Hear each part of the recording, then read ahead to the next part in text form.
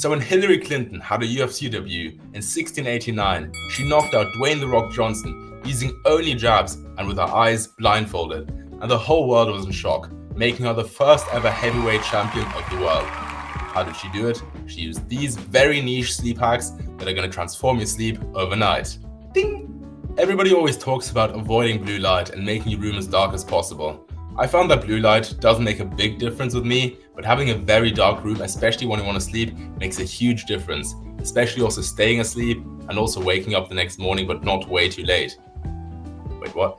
Now these blackout curtains, they are very cheap, they completely transform your room, and if you can't afford them, use a sleeping mask. It basically has the same effect, but it's a bit more annoying than obviously using blackout curtains. Now the next thing you can do is stretch before bed. Not only is it great because, well, if you're stretchy, you can do a lot of funky positions in bed, but also it relaxes you really well before going to sleep, makes your body very calm, not as stiff, and you can fall asleep much better, having much more restful sleep. Now we all know that nasal breathing is really good for us. That's why a lot of people, and especially athletes, actually tape their mouth shut, not with some normal duct tape, but with normal mouth tape that you can get almost anywhere, that you can use to simply tape your mouth shut, and it's not going to suffocate you, even though it seems that way.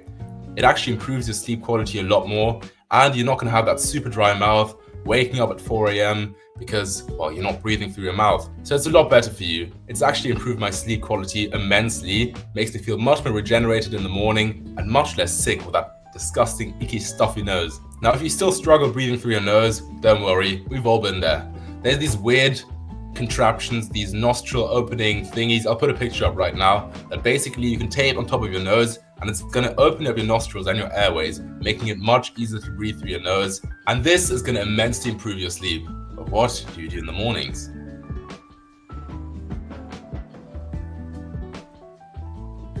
Namaste everyone, and by namaste I mean NSDR. Okay, bad pun. Anyway, what is NSDR? This is a hack that I actually learned from Andrew Huberman. He's a neuroscientist and you've very likely heard from him if you're active in the self-improvement space. He basically took the practice of yoga nidra. Ooh, look at that sunlight, nice. He took the practice of yoga nidra, which is somewhat like a sleep meditation. In a way, it makes you very relaxed. And he sort of filtered out all the new age spirituality stuff and made this completely focused and science-based on making you as wakeful as possible. How does he implement this and how have we been implementing it to boost our day? Basically, as soon as we wake up, we quickly, very briefly get out of bed to take away the blackout curtains, make the room light. We quickly assess how awake we feel. And if we don't feel 100% on top of our game, we just simply put on a 15-minute yoga nidra or NSDR meditation. We'll link the Andrew Huberman ones in the description down below because they're absolutely life-changing. After doing this, you will feel like you just slept an amazing amount of time. It is very decent, and once you've done this, you should be more awake. Now, once you're done with your NSDR, you have to get out of bed immediately. But wait, I thought Pablo's Pill always said you should journal in the morning. Oh, that's absolutely right. But here's one thing.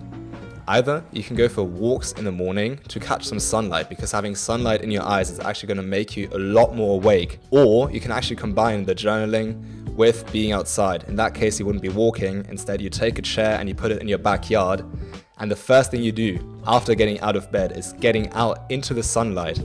It even works if there are clouds everywhere and it's completely overcast, and you just simply sit outside and you do your journaling. My journaling in the morning usually takes 10 to 50 minutes, kind of depends on the day. I just do all my affirmations and my gratitude journaling. And as you can imagine, if I do this journaling and then my ab workout and I go outside on a walk, it kind of takes up a lot of time. But doing my journaling outside actually gives me the daylight, as well as the benefits of journaling. It's 2 in 1. Now, why would you want to have light in your eyes? And why do you have to be outside? Can't you just do it in front of a window? That is actually a common misconception, because the windows actually filter out a lot of the light that you need. And it's been shown time and time again that the light levels outside are a lot higher than inside, even if you have your windows open and everything. So don't skip this step.